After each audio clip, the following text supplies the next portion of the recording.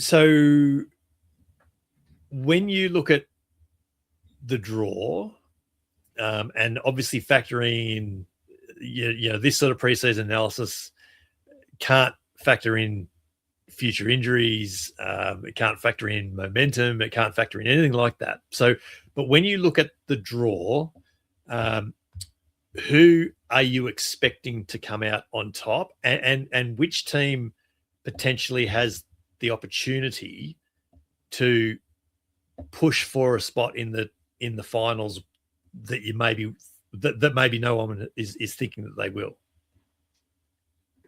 So the team that probably has the best numbers, not in terms of the cohesion stuff, but in terms of the opportunity to win, because the way in which the draw is set up, is probably the Moana has an opportunity because of the way some of the games are played. So the Moana, and again, they've lost some cattle.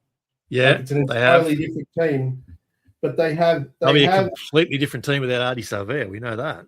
Yeah. So they have their last 6 games is Waratahs away, then Highlanders. Yeah. Right. And then you want to then go and have the good. You want to basically play the good teams against you. So so they got the Blues at home, right? Yeah. Difficult because it's probably going to be at Auckland anyway. I don't even know if it counts as a home game because they play North Harbour Stadium sometimes. They have the Hurricanes at home, last year.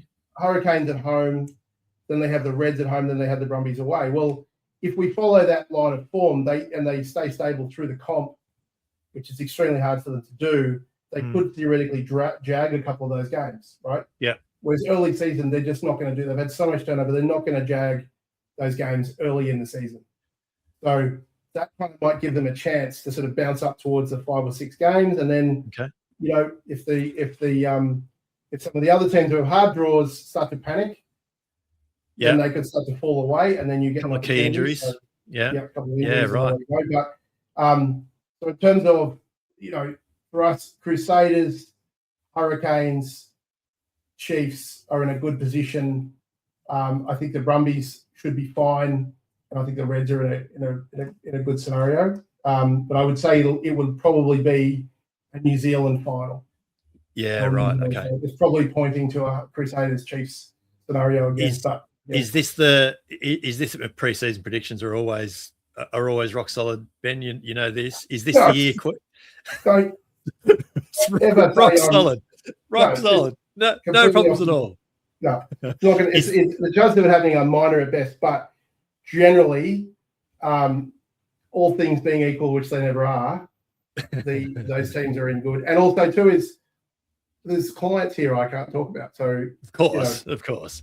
Is this to wrap it up? Then is this the year? And I certainly expect it is. Is this the year Queensland finally take the mantle as the best team in Australia, based on preseason standings?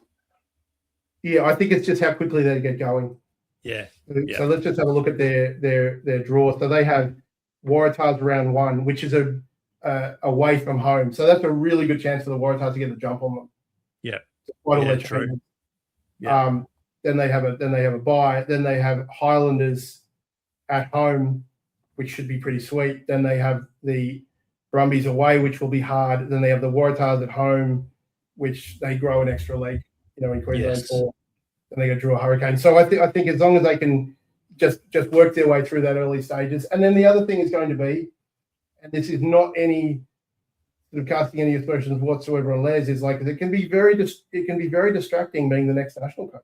I just wrote that in my preview. I think I said, try as he might, it is going to be awfully hard for Les Kiss to ignore the shiny new tracksuit sitting there in his wardrobe. I can remember talking to Michael Checker years ago, and next to the North Sydney one from 1988 or something.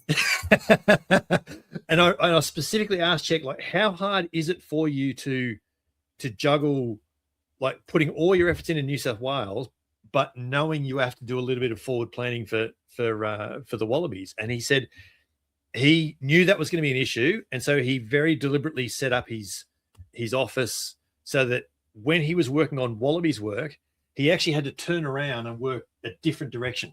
So all his Wallaby stuff was in a different part of the desk, different shelf and all that. So he couldn't just go from one to the next. He actually had to literally change focus, and that was the way for him to compartmentalize his own situation. So it's interesting. It's going to be a factor. It will be a factor. The other thing too that's really interesting is that it's not as though he's going to be handing it off to his successor during the season.